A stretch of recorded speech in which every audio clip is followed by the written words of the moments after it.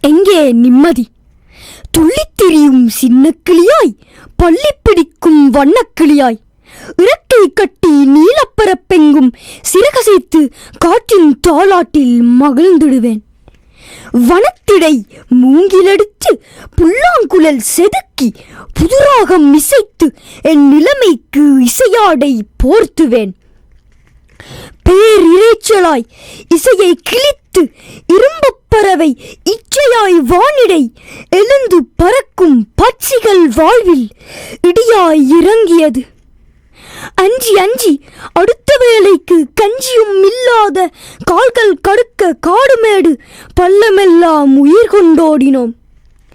கோரப்பழி கண்டும் இறுதி வணக்கம் செய்ய முடியாது. குழி தோண்டி புதைக்கவும் இயலாது. இதயத்தை இரும்பாக்கி இடம் பெயர்ந்து போகும்.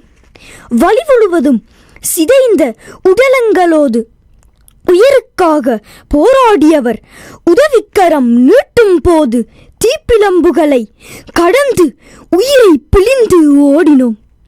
என்ன செய்வது? கால்கள் இருந்தால் மட்டும் சதியை வெல்லலாம் என்ற தலைவிதி தமிழனுக்கு. நிம்மதி தேடி அலைகிறோம்.